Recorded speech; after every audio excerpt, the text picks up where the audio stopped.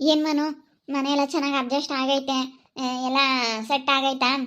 ನಿನ್ಗೇನೇನು ಬೇಜಾರಂತ ಏನು ಅನ್ನಿಸ್ತಾ ಇಲ್ಲ? ಎಲ್ಲ ಅಡ್ಜಸ್ಟ್ ಆಗೈತಾ ಮನೆಯಾಗೆ? ಹಾವಿನ ಅಕ್ಕ, ನನಗೇನೋ ತುಂಬ ಚೆನ್ನಾಗಿ ಅಡ್ಜಸ್ಟ್ ಆಗೈತೆ.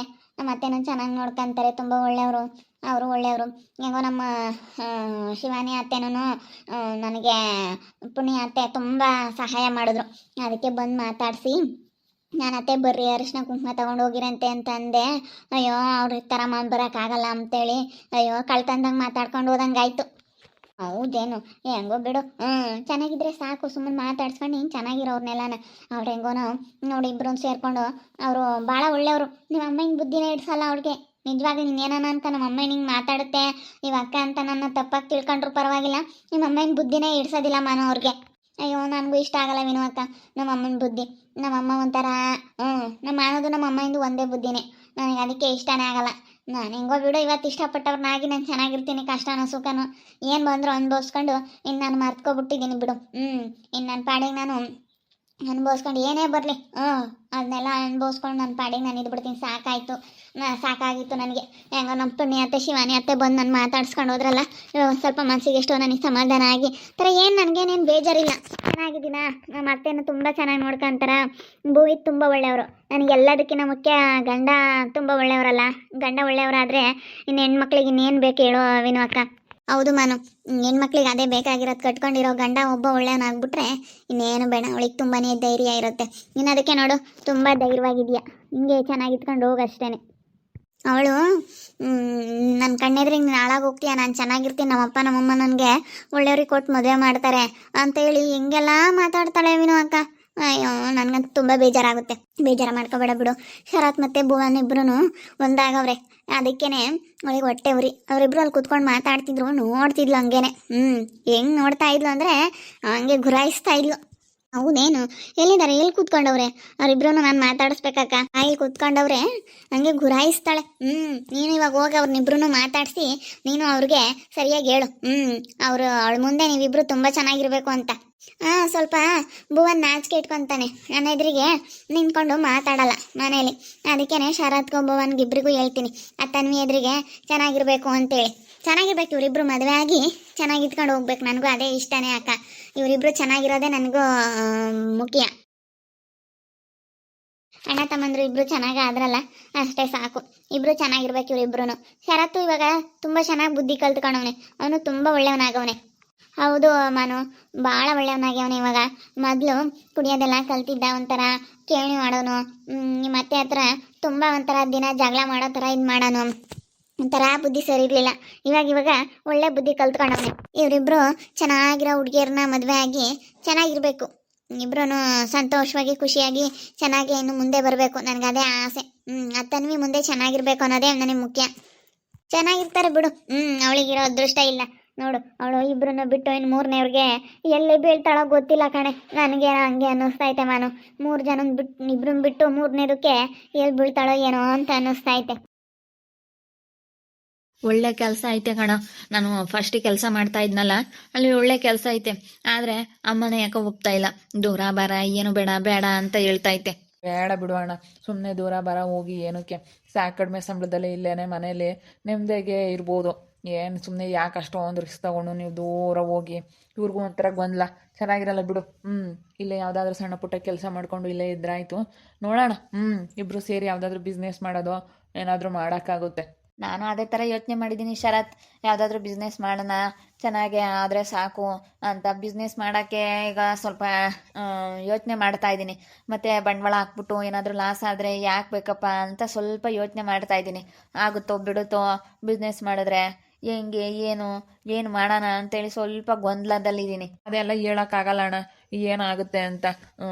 ಅದೆಲ್ಲನ ಲಾಭ ನಷ್ಟ ಎಲ್ಲ ಇದ್ದಿದ್ದೆ ಬಿಸ್ನೆಸ್ ಅಂದಮೇಲೆ ಏನಾಗುತ್ತೆ ಅಂತ ಹೇಳೋಕ್ಕಾಗಲ್ಲ.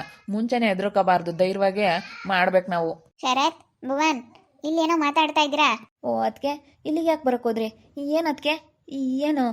ಏನಿಲ್ಲ, ನೀವಿಬ್ರು ಮಾತಾಡ್ತಾ ಇರೋದು ನೋಡಿ ನಿಮ್ಮನ್ನು ಮಾತಾಡಿಸ್ಬೇಕಂತಲೇ ಬಂದೆ. ನೀವಿಬ್ರು ಅಣ್ಣ ತಮ್ಮಗಳು ಯಾವತ್ತೂ ಚೆನ್ನಾಗಿರ್ಬೇಕು ಅಂತೇಳಿ ಹೇಳೋದಕ್ಕೆ ಬಂದೆ. ನೀನೇನೇನು ಭಯ ಪಡಬೇಡ, ಯಾಕೆ ಬಂತೋ ಏನೋ ನಮ್ಮ ಅದಕ್ಕೆ ಅಂತೇಳಿ ಯಾಕೊಂಥರ ಗಾಬರಿ ಪಡ್ತಾ ಇದೆಯಾ? ನಾನು ಅದಕ್ಕೆ ನಿಜವಾಗ್ಲೂ ನೀವು ಭೂಮಿತಣ್ಣ ಮದುವೆ ಆಗಿರೋದು ನಮಗೆ ತುಂಬಾ ಇಷ್ಟ ಆಗೈತೆ.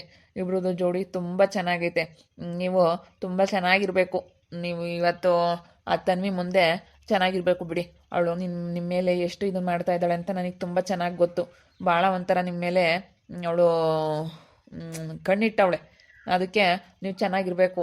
ನಾವೆಲ್ಲರೂ ತುಂಬ ಒಗ್ಗಟ್ಟಾಗಿರ್ಬೇಕು ಶರತ್.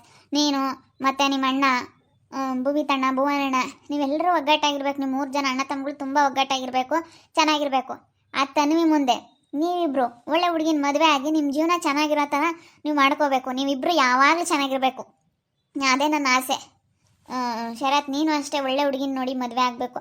ಬಿಡು ಇವಾಗ ಅದನ್ನೆಲ್ಲ ಮರ್ತು ಬಿಡ್ರಿ. ಏನೋ ಒಂದು ಆಗಿರೋದನ್ನೆಲ್ಲ ಅವಳ ಬಗ್ಗೆ ತಲೆಯಾಗೆ ಇಕ್ಕಮ್ಮಕ್ಕೆ ಹೋಗ್ಬೇಡ್ರಿ. ಈಗ ಒಬ್ಬರ ಬಗ್ಗೆ ಬೇರೆಯವ್ರ ಬಗ್ಗೆ ಯೋಚನೆ ಮಾಡಿದ್ರೆ ನಮ್ಗೇನು ಬರೋ ಅಂಥದ್ದು ಏನಿಲ್ಲ. ನಾವು ಜೀವನದಲ್ಲಿ ನಾವು ಮುಂದೆ ಹೋಗೋದು ನೋಡಬೇಕು. ಅವ್ರು ಹೆಂಗೆ ಮಾಡಿದ್ರು ಇವ್ರು ಹೆಂಗೆ ಮಾಡಿದ್ರು ಅಂತ ಬೇರೆಯವ್ರ ಬಗ್ಗೆ ಯೋಚನೆ ಮಾಡೋದಕ್ಕಿಂತ ನಾವು ಹೆಂಗೆ ಮುಂದೆ ಹೋಗ್ಬೋದು ಅನ್ನೋದು ಯೋಚನೆ ಮಾಡಬೇಕಲ್ವಾ? ಅದನ್ನ ಯೋಚನೆ ಮಾಡಿಕೊಂಡು ನಾವು ಮುಂದೆ ಜೀವನ ಸಾಗಿಸೋದು ನೋಡಬೇಕು. ಅವಳಂಗೆ ಮಾಡಿದ್ಲು ಇವಳಿಂಗೆ ಮಾಡಿದ್ಲು ಅದೆಲ್ಲ ಬೇಡವೇ ಬೇಡ. ಕರೆಕ್ಟ್. ಅದಕ್ಕೆ ನಾವೊಬ್ರ ಬಗ್ಗೆ ಯೋಚನೆ ಮಾಡ್ತಾ ಕೂತ್ಕೊಂಡ್ರೆ ಏನು ಪ್ರಯೋಜನ ಇಲ್ಲ. ನಾವಿಬ್ರು ಕೆಲಸ ಮಾಡಿ ಜೀವನದಲ್ಲಿ ಏನಾದರೂ ಮುಂದೆ ಬರೋದು ನೋಡಬೇಕು. ನಾನು ಶರತ್ ಅದಕ್ಕೆ ಏನಾದರೂ ಬಿಸ್ನೆಸ್ ಮಾಡೋಣ ಅಂತ ಅಂದ್ಕೊಂಡಿದ್ದೀವಿ. ನೋಡೋಣ. ಇನ್ನೊಂದು ವರ್ಷ ಬಿಟ್ಟೆ ಆಗೋಣ ಬಿಡಿ. ಅದಕ್ಕೆ ಇವಾಗೇನೋ ಇಷ್ಟು ದಿವಸ ಆಗ್ಬಿಟ್ಟೈತೆ. ಇನ್ನೂ 1 ವರ್ಷ 2 ವರ್ಷ ಬಿಟ್ಟೆ ಮದುವೆ ಆಗೋಣ ಅಂತೇಳಿ. ಸದ್ಯಕ್ಕೆ ಅಣ್ಣನ ಮದುವೆ ಆಯ್ತಲ್ಲ, ಒಳ್ಳೆ ಅದಕ್ಕೆ ಸಿಕ್ಕಿದ್ರಲ್ಲ, ಅದೇ ನಮ್ಮ ಪುಣ್ಯ. ಮನೆಯಾಗ ಯಾಕೆ ಮಾನ ಜೊತೆ ಮಾತಾಡೋದೇ ಇಲ್ವಂತೆ? ಮಾತಾಡು. ಅವಳು ನಿಮ್ಮ ಅತ್ತಿಗೆ ಅಲ್ವಾ? ಅತ್ತಿಗೆ ಅಂದರೆ ತಾಯಿ ಸಮಾನ. ಅದಕ್ಕೆ ನೀನು ನಿಮ್ಮ ಅತ್ತಿಗೆ ಜೊತೆ ಮಾತಾಡ್ಬೇಕಣೋ. ನಾಚಿಕೆ ಇಟ್ಕೋಬಾರ್ದು. ಏನಿಲ್ಲ, ಸ್ವಲ್ಪ ಪರಿಚಯ ಆಗೋವರೆಗೂ ಹೊಸದ್ರಲ್ಲಿ ಸ್ವಲ್ಪ ಮಾತಾಡಿಸ್ತಿರ್ಲಿಲ್ಲ. ಮಾತಾಡಿಸ್ತೀನಿ ಬಿಡಿ. ಅದಕ್ಕೆ ನಾನು ಈಗ ಮಾತಾಡಿಸ್ಬಿಟ್ರೆ ತುಂಬ ಕ್ಲೋಸ್ ಆಗಿಬಿಟ್ರೆ ಒಂಥರ ನಾವು ಫ್ರೆಂಡ್ಲಿ ಆಗಿರ್ಬೋದು. ಅದಕ್ಕೆ ಓಹೋ ಏನಿಬ್ರಿಗೂ ಅಣ್ಣ ತಮ್ಮಂದ್ರಿಬ್ರಿಗೂ ಏನೋ ಹೇಳ್ತಾ ಇದ್ದಾಳೆ ಇವಳು ಬೇರೆ. ಏನು ಹೇಳ್ತಾ ಇದ್ದಾಳೋ ಏನೋ. ನನಗೆ ನಿಜವಾಗ್ಲೂ ಇವಳು ನೋಡ್ಬಿಟ್ರೆ ಭಾಳ ಸಿಟ್ಟು ಗೊತ್ತೈತೆ. ನನಗೆ ಅಕ್ಕ ಅನ್ನೋದನ್ನು ಬಿಟ್ಟು ಮಾತಾಡ್ಬಿಡೋಣ ಅಂತ ಅನ್ನಿಸ್ತೈತೆ. ಆದರೂ ಬೇಡ, ಹಿಂಗೆಲ್ಲ ಮಾತಾಡಿದ್ರೆ ಸುಮ್ಮನೆ ಯಾಕೆ ಅಂತೇಳಿ ಸುಮ್ಮನೆ ಇದ್ದೀನಿ. ನೀವಿಬ್ರು ತುಂಬ ಚೆನ್ನಾಗಿರ್ಬೇಕು ಅನ್ನೋದೇ ನನ್ನ ಆಸೆ. ಒಗ್ಗಟ್ಟಾಗಿತ್ಕೊಂಡು ಎಲ್ಲರ ಎದುರಿಗೆ ಆಡ್ಕೊಂಬರಿದ್ರಿಗೆ ನೀವು ತುಂಬ ಚೆನ್ನಾಗಿ ಮುಂದೆ ಬರಬೇಕು. ಅನ್ನೋರು ಆಡೋರೆಲ್ಲ ಬಂದು ಯಾರೂ ಅನ್ನ ಹಾಕಲ್ಲ. ನೀವು ಚೆನ್ನಾಗಿದ್ರೆ ನಿಮಗೆ ಅಷ್ಟೇ, ಅದನ್ನ ತಲೆಗೆ ಇಟ್ಕೊಳ್ಳಿ.